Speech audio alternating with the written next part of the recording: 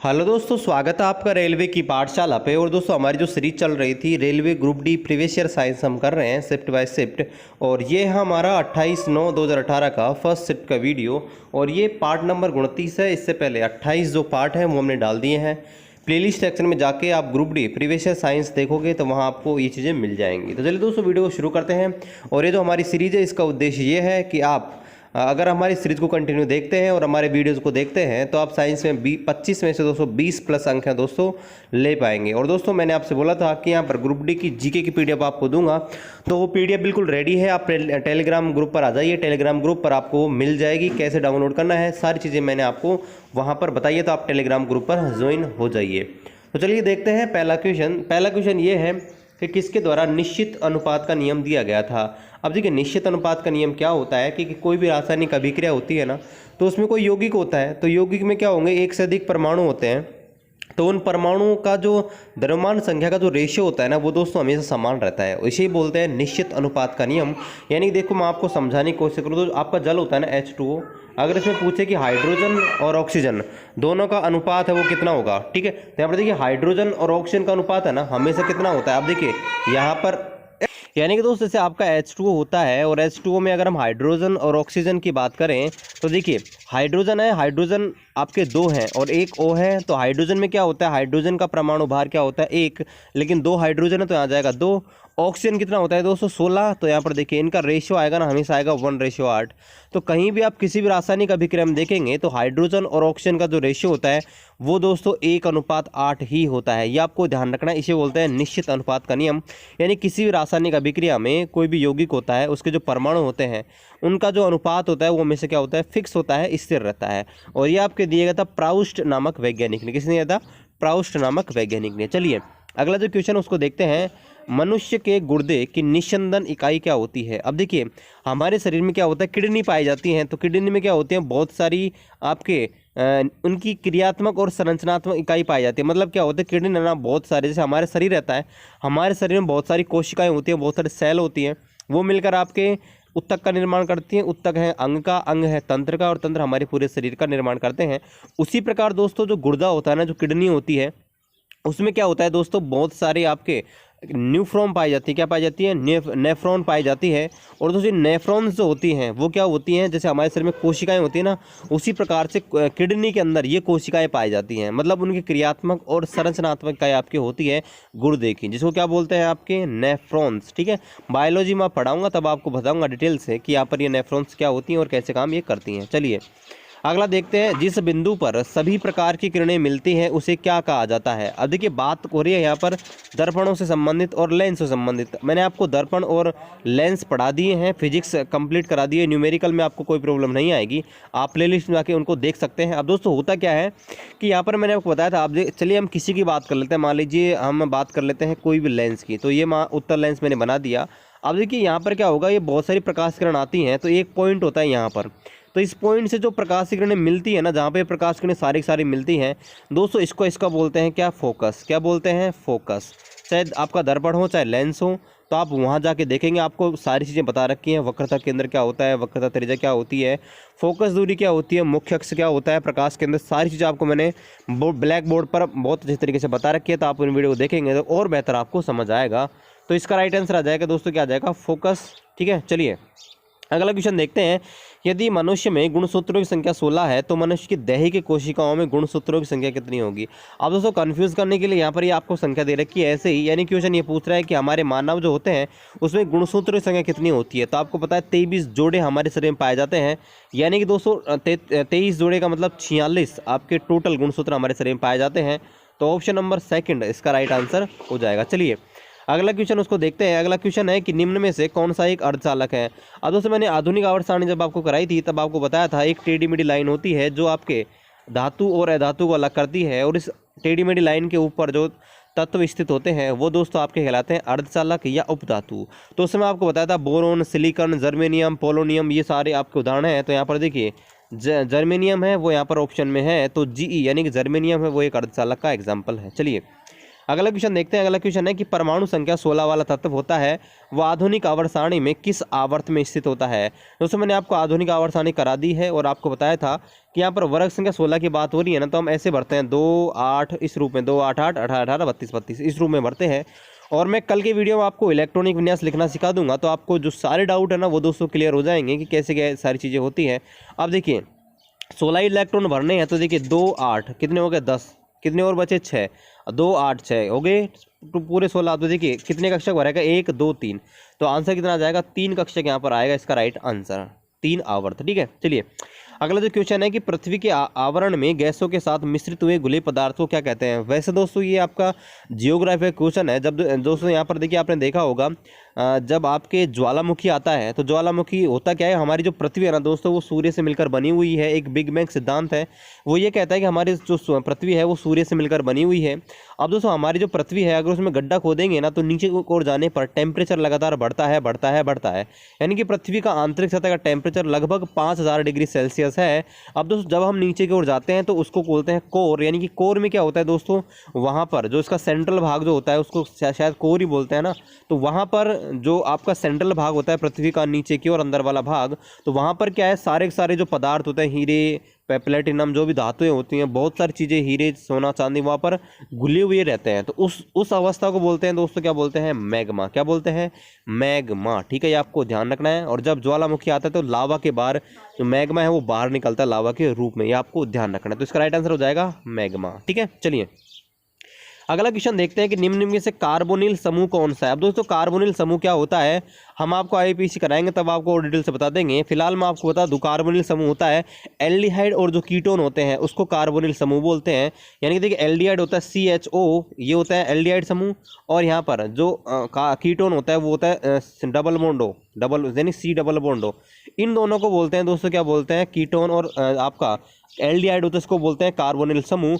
लेकिन दोस्तों जो कार्बोक्सिलिक अम्ल होता है ना वो होता है COOH। क्या होता है, COOH। अब दोस्तों इसमें देखिए इसमें आपके CHO आ गया, ठीक है CHO आ गया ना, और COO भी आ गया, ये भी आ गया, मतलब तीनों के तीनों आपके कार्बोनिल समूह में आते हैं, कीटोन भी, कार्बोक्सिलिक अम्ल की और एल्डिहाइड में। जबकि एथेनॉल में केवल OH पाया जाता है। क्या पाया जाता है, केवल OH पाया जाता है एथेनॉल में ऑल। ठीक है, ये आपके अलग है। तो इसका राइट आंसर आ जाएगा ऑप्शन नंबर 3 एथेनॉल। कि एथेनॉल में आपके कार्बोनिल समूह है वो नहीं पाया जाता, ये आपके क्रियात्मक समूह होता है। आपको IUPAC कराएंगे तब आपको मैं इसके बारे में बता दूंगा। चलिए अगला जो क्वेश्चन है वो ये है कि निम्न में से उत्परिवर्तन आनुवंशिक नहीं है। अब देखिए उत्परिवर्तन क्या है, उत्परिवर्तन क्या चीज़ होती है। उत्परिवर्तन आपका एक सिद्धांत है आपके इसमें बायोलॉजी में, जब जीवों का विकास के बारे में एक चैप्टर है कि जीवों का विकास कैसे हुआ पृथ्वी पर, तो वहाँ पर उत्परिवर्तन सिद्धांत दिया गया। और उत्परिवर्तन सिद्धांत ये कहता है कि जो जीवों में नई प्रजातियाँ जो बनती हैं, ठीक है, नए जो गुण आते हैं ना वो अचानक से आते हैं। तो जो जीवों में अचानक से जो नए गुण आते हैं ना दोस्तों उन्हीं को ही बोलते हैं उत्परिवर्तन। ठीक है, उत्परिवर्तन में बोलते हैं जो जीवों में अचानक होने वाले परिवर्तन होते हैं उनको यहाँ पर क्या बोलते हैं, उत्परिवर्तन। अब दोस्तों यहाँ पर देखिए जो हमारे दैहिक यानी कि हमारे शरीर के अंदर दैहिक जो कि होते हैं, दैहिक परिवर्तन होते हैं दोस्तों वो आपके आनुवांशिक नहीं होते हैं। ठीक है, ये सारे के सारे आपके आनुवांशिक होते हैं। यानी कि विलोपन, किसी चीज़ का विलोपन हो जाता है,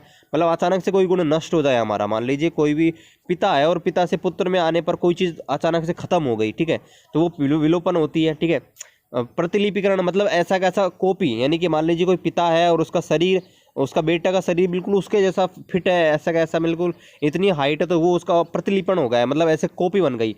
प्रविष्टि का मतलब होता है कि एंट्री होना, मतलब किसी नए गुण की एंट्री होना।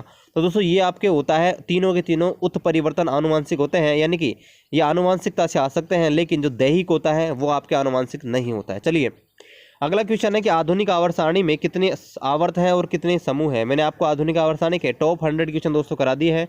आप केमिस्ट्री के सेक्शन में जाकर प्ले लिस्ट में आके देख सकते हैं, बहुत इंपॉर्टेंट वीडियो है, टॉप 100 क्वेश्चन आपको मिल जाएंगे। अब दोस्तों आपको बताया था आधुनिक आवर्त सारणी मैंने करा दी है पूरे डिटेल से। अब आपको बताया था मैंने कि इसमें 16 तो क्या है दोस्तों, वर्ग, या इनको बोलते हैं ग्रुप या बोलते हैं समूह, और 7 क्या वो 18 दोस्त होते हैं वर्ग या समूह, और 7 क्या होते हैं आवर्त या पीरियड। ठीक है, सो आपके 18 क्या होते हैं वर्ग और 7 क्या होते हैं आवर्त, ये आपको ध्यान रखना है। चलिए अगला जो क्वेश्चन है कि एक मिश्रण है, ठीक है, एक सॉल्यूशन है, वो नीले लिटमस पत्र को लाल कर देता है, तो इसका पीएच वैल्यू होगी क्या होगी।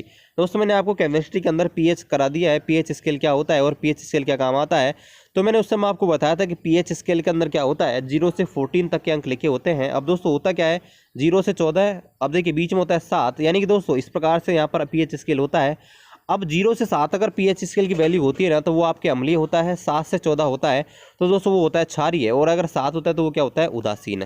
अब दोस्तों यहाँ पर देखिए आप, इसका जो मिश्रण है ना वो नीले लिटमस पत्र को लाल कर रहा है, मतलब क्या है, अम्ल है। नीले को अगर लाल करता है, मैंने आपको अम्लों की जो विशेषता बताई थी, आपको बताया था अगर नीले को लाल कर रहा है इसका मतलब अम्ल है। अब देखिए अम्लों का जो पीएच होता है दोस्तों कितना कितना हो सकता है, 0 से और 7। अब ऑप्शन में देखिए कौन सा इसका सही होगा, तो ऑप्शन नंबर फर्स्ट है वो इसका राइट आंसर हो जाएगा। यानी इसका पीएच है दोस्तों 6 हो सकता है, यानी कि 7 से कम होगा और 1 से ज़्यादा होगा। ठीक है, तो ऑप्शन नंबर फर्स्ट इसका राइट आंसर हो जाएगा। चलिए अगला क्वेश्चन देखते हैं कि 100 वाट का एक बल्ब है, ठीक है, वो प्रतिदिन 8 घंटे चलाया जाता है, उपयोग होता है, तो एक दिन में वो कितनी ऊर्जा का उपयोग करेगा। तो मैंने आपको इसके न्यूमेरिकल में कराया था कि जो कुल ऊर्जा का उपयोग होता है वो दोस्तों होता है शक्ति होनी चाहिए किसमें, वाट में, समय होना चाहिए घंटे में, और आपके 1000 का भाग लगा देना। ये इसका सिंपल सा फॉर्मूला होता है। अब शक्ति आपको दे रखी है 100, ठीक है, टाइम दे रखा है 8 घंटे, 1000 का भाग लगा देना है। 1000 का भाग लगाएंगे तो यहाँ पर देखिए 0.8, क्या आंसर आ जाएगा 0.8 और किलो वाट घंटे, यानी कि WH। ठीक है, चलिए अगला क्वेश्चन देखते हैं कि गति का जो दूसरा समीकरण होता है वो किस किस के बीच रिलेशन को दर्शाता है। मैंने आपको गति के समीकरण करा दिए हैं, तब आपको बताया था कि यहाँ पर गति का दूसरा समीकरण होता है स्थिति और समय के बीच के रिलेशन को दर्शाता है। स्थिति और समय के बीच, किसके बीच, स्थिति और समय के बीच रिलेशन को यहाँ पर दर्शाता है। ठीक है, चलिए अगला जो क्वेश्चन है वो ये है कि निम्नलिखित में से किसकी भिन्नता के कारण संपीड़न और विरलीकरण उत्पन्न होता है। मतलब किस चीज़ में चेंज होता है तब जाके आपका संपीड़न जो होता है ना, कॉम्प्रेशन, ठीक है, और विरलीकरण मतलब कि ब्लेंडिंग, ये आपके पॉसिबल होता है। तो मैंने आपको बताया था कि दोस्तों एलपीजी गैस होती है ना, उसको हम क्या करते हैं, सिलेंडर के रूप में दाब डालकर भरते हैं। तो जब दाब डाल के रखते हैं ना, तो उस समय होता क्या है कि उसका संपीड़न हो जाता है और दोस्तों का आयतन होता है वो कम हो जाता है। तो दोस्तों जब हम दाब डालते हैं तो क्या हो जाता है, उसका संपीड़न हो जाता है, और अगर दाब को हटा लेते हैं तो क्या हो जाता है, विरलीकरण हो जाता है। तो इसे क्या बोलेंगे, हवा का दाब, यानी कि एयर प्रेशर, यानी कि दाब डालते हैं इससे ये चीज़ें होती हैं। चलिए अगला मोस्ट रिपीटेड क्वेश्चन है, हर शिफ्ट में एक दो क्वेश्चन रिपीट हो रहे होंगे अगर आप हमारे डेली वीडियो देख रहे होंगे तो यहाँ पर देखिए एक वस्तु 4 सेकंड में 15 मीटर, अगले 3 सेकंड में 16 मीटर की दूरी तय करती है, इसकी औसत गति क्या है। तो कुल दूरी बटे कुल समय, यानी कुल दूरी हो गई 31 और कुल समय हो गया यहाँ पर 4 और 3 7। ठीक है, तो यहाँ पर भाग लगाएंगे तो 7 चौक 28 और 3 यहाँ बच गया, और 7 चौक 28, 7 चौक 28 और बच गया 3, तो यहाँ पर यानी कि 4.4 के समथिंग आंसर आएगा, 4.4 मीटर पर सेकंड इसका आंसर आएगा। चलिए अगला क्वेश्चन देखते हैं कि किसमें सबसे अधिक इलेक्ट्रॉन संबंध पाया जाता है। मतलब यह है कि इलेक्ट्रॉन से संबंध बनाने की प्रवृत्ति किसकी अधिक होती है। अब दोस्तों आप सोच रहे होंगे कि फ्लोरीन है उसकी सबसे अधिक आपके इलेक्ट्रॉन बंध बनाने की प्रवृत्ति होगी, यानी कि इलेक्ट्रॉन सबसे पहले बंध ये बनाएगा, इलेक्ट्रॉन बंधुता इसकी होगी। लेकिन दोस्तों इलेक्ट्रॉन बंधुता फ्लोरीन की सबसे ज़्यादा नहीं होती है, क्लोरीन की होती है, ये आपको ध्यान रखना है। भले ही विद्युत ऋणता फ्लोरीन की सबसे ज़्यादा होती है, लेकिन क्लोरीन है उसमें आपके इलेक्ट्रॉन बंधुता सबसे ज़्यादा होती है। ऐसा क्यों होता है, ऐसा इसलिए होता है क्योंकि तो देखिए FClBrI, यानी कि हम ऊपर से नीचे की ओर जाते हैं तो आकार लगातार बढ़ता है। अब दोस्तों फ्लोरीन का आकार है ना वो सबसे ज़्यादा छोटा होता है, इस वजह से जब कोई इलेक्ट्रॉन इसके पास आता है ना तो इसका नाभिक से इसका प्रतिकर्षण बल लगता है। ठीक है, नाभिक का प्रतिकर्षण बल लगता है क्योंकि इस पर पहले से आवेश घनत्व ज़्यादा होता है। दोस्तों फ्लोरीन के ऊपर आवेश घनत्व की मात्रा ज़्यादा होती है, इस वजह से जब कोई इलेक्ट्रॉन आता है तो इसके पास क्या होता है, प्रतिकर्षण बल महसूस करता है। इस कारण फ्लोरीन आपके सबसे अधिक इलेक्ट्रॉन बंधुता न दर्शाकर आपका क्लोरीन है वो आपके इलेक्ट्रॉन बंधुता दर्शाता है। आपको ध्यान रखना है, ये बहुत इंपॉर्टेंट है, आप कन्फ्यूज हो जाते हो। तो यहाँ पर क्लोरीन है वो इसका राइट आंसर आ जाएगा कि कौन सा इलेक्ट्रॉन के साथ सबसे अधिक बंधुता दर्शाता है, तो इसका राइट आंसर आ जाएगा क्लोरीन। चलिए अगला क्वेश्चन देखते हैं कि एक वस्तु 4 सेकंड में 10 मीटर की दूरी और अगले 2 सेकंड में 14 मीटर की दूरी तय करती है, इसकी औसत गति क्या है।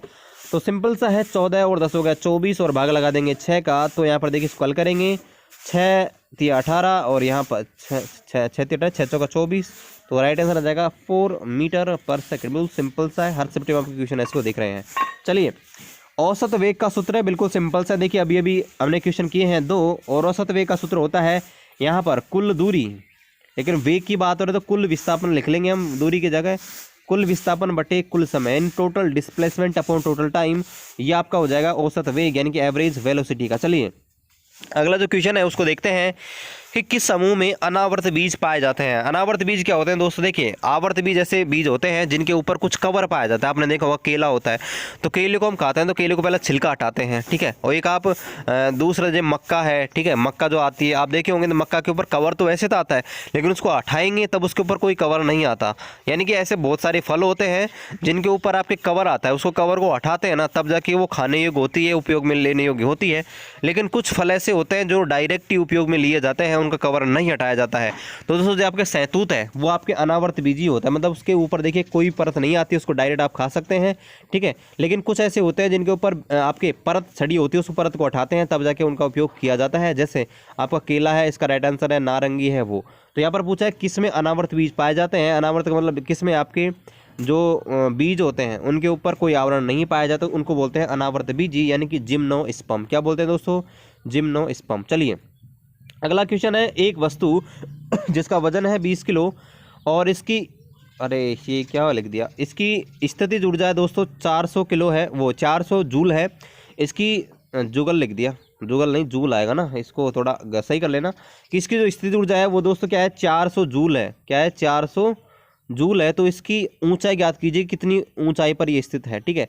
अब देखिए क्या लिख दिया, च्युइंगम लिख दिया, इसको देखो हिंदी भी इंग्लिश भी मतलब च्युइंगम लिख दिया, इसको जूल कर लेना, ठीक है। ट्रांसलेशन वो टाइपिंग थोड़ी गलत हो गई है।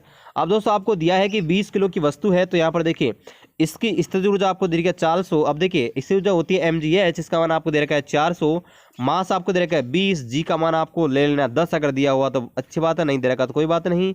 और यहाँ पर हम हाइट याद करेंगे तो यह है आपकी 400।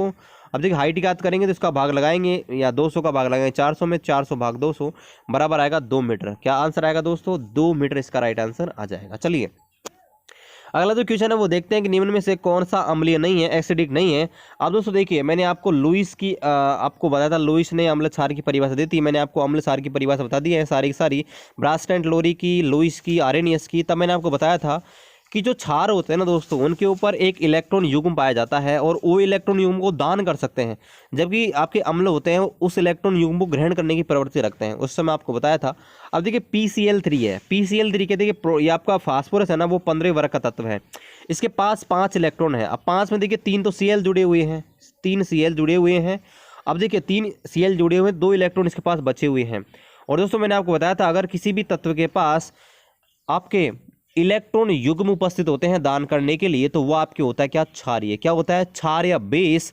तो यहाँ पर देखिए ये आपका PCl3 है, वो दोस्तों क्या हो जाएगा आपका बेस, यानी कि ये अम्लीय नहीं है। क्या नहीं है, ये अम्लीय नहीं है। ये आपसे पूछा कौन सा अम्लीय नहीं है। चलिए अगला क्वेश्चन देखते हैं, क्यूप्रस ऑक्साइड होता है, इसमें कॉपर की संयोजकता कितनी होती है। क्यों मैंने आपको बताया था क्यूप्रस ऑक्साइड और क्यूप्रिक ऑक्साइड, उस समय बताया था, उस समय जब मैंने आपको शुरू में केमिस्ट्री के फर्स्ट क्लास ली थी, आपको रासायनिक सूत्र लिखना आपको सिखाया था, उस समय आपको बताया था। अब देखिए यहाँ पर देखिए CuO होता है और एक होता है Cu2O, यानी कि आपके 2 प्रकार के होते हैं, क्यूप्रस ऑक्साइड और क्यूप्रिक ऑक्साइड। तो ये होता है आपका क्यूप्रस ऑक्साइड, ये होता है क्यूप्रिक ऑक्साइड। अब देखिए संयोजकता कैसे निकालते हैं कि यहाँ पर ऑक्सीजन कितने हैं, ठीक है, जितने ऑक्सीजन है कॉपर की तुलना में उसमें इसका भाग लगाते हैं, यानी कि ऑक्सीजन की संयोजकता होती है 2 और कॉपर होते हैं 2, तो यहाँ पर देखिए 2 में भाग लगाएंगे, 2 कहते हैं कि 1 संयोजकता इसकी होती है।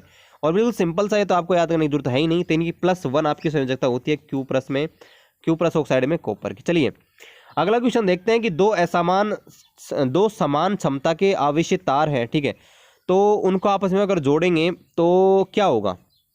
देखिए दोस्तों ये जो क्वेश्चन है ना वो आपके इलेक्ट्रिसिटी पर रिलेटेड है, और इलेक्ट्रिसिटी की खोज हुई थी ना शुरू में, वो आपके एक वैज्ञानिक थे, थेल्स वैज्ञानिक, उन्होंने क्या किया था, एक छड़ ली थी, छड़ को उन्होंने क्या किया था, बिल्ली की खाल पर रगड़ा था या फर पर रगड़ा था, तो इसको बोला था स्टैटिक इलेक्ट्रिसिटी, यानी कि स्थित विद्युत, ठीक है। अब स्थित विद्युत क्या होती है, जैसे आप कंघे लेते हैं, कंघे को आप सिर में घुमाते हैं और आप उसके पास आपके कोई भी कागज़ के टुकड़े को लेके जाएंगे तो आप देखेंगे कि वो आकर्षित हो जाते हैं। तो दोस्तों ये जो आकर्षित होने की प्रवृत्ति रहता है ना, ये आपकी स्थित विद्युत कहलाती है, यानी कि इस इलेक्ट्रिसिटी को हम लेके नहीं जा सकते। तो यही सिंपल सा लॉजिक आपसे पूछा है कि अगर 2 अलग अलग आपके वस्तुएं हैं, अलग अलग आवेशित हैं उनमें, ठीक है, अलग अलग आवेशित हैं, अगर उनको हम एक तार से आपस में जोड़ दें, ठीक है, तो क्या होगा, तो दोस्तों कुछ नहीं होगा, इनमें विद्युत धारा है वो प्रवाहित नहीं होगी, ठीक है। इसका राइट आंसर हो जाएगा इनमें क्या होगा दोस्तों, विद्युत धारा प्रवाहित नहीं होगी। चलिए अगला जो क्वेश्चन है कि निम्न में सबसे अधिक इलेक्ट्रोनेगेटिव तत्व कौन सा होता है। इलेक्ट्रोनेगेटिव का मतलब होता है कि इलेक्ट्रॉन ग्रहण करने की प्रवृत्ति किसमें ज़्यादा होगी, इलेक्ट्रॉन के साथ आकर्षित करने की प्रवृत्ति किसमें सबसे ज़्यादा होगी। तो मैंने आपको बताया था, यहाँ पर देखिए ये आपका क्लोरीन होता है। क्लोरीन के पास 207 इलेक्ट्रॉन है अंतिम कक्षा में। अब दोस्तों इसको अंतिम कक्षा बढ़ने के लिए 2 8 8 यानी कि अंतिम कक्षा में 1 इलेक्ट्रॉन की आवश्यकता है। तो ये क्या करेगा, कैसे भी 1 इलेक्ट्रॉन ग्रहण करेगा। तो यहाँ पर देखिए क्लोरीन है, उसकी प्रवृत्ति सबसे ज़्यादा होती है इलेक्ट्रॉन ग्रहण करने की, यानी कि क्लोरीन है वो इसका राइट आंसर हो जाएगा। ठीक है दोस्तों, आज के इस वीडियो में ये लास्ट क्वेश्चन है हमारा, स्वैच्छिक मांसपेशियां किसमें पाई जाती है। दोस्तों स्वैच्छिक मांसपेशियां क्या होती हैं, यानी कि ऐसी मांसपेशियां जो हम अपनी इच्छा से कार्य करते हैं, यानी कि इनको बोलते हैं ऐच्छिक क्रियाएं। क्या बोलते हैं, ऐच्छिक क्रियाएं, जो हम अपनी इच्छा से कर सकते हैं। अब देखिए हमारे जिगर है, हृदय है, फेफड़ा है, ये हमारी इच्छा से काम नहीं करते हैं, लेकिन हाथ होता है दोस्तों वो हमारी इच्छा से काम करता है, यानी कि हाथ को हम कंट्रोल कर सकते हैं कि किसके ऊपर थप्पड़ मारना है, क्या करना है। ठीक है, तो इन्हें बोलते हैं ऐच्छिक क्रियाएं। ठीक है, तो अभी तक चैनल को सब्सक्राइब नहीं किया, चैनल को सब्सक्राइब कर दीजिए। और दोस्तों बहुत मेहनत लगती है वीडियो को बनाने में यार, 1 से 1.5 घंटे मिनिमम लगते हैं, तो आप प्लीज़ अपने दोस्तों के साथ शेयर कीजिए और एक लाइक तो बनता है इतनी मेहनत के लिए। चलिए फिर मिलते हैं आपसे अगली वीडियो में, तब तक जय हिंद जय भारत।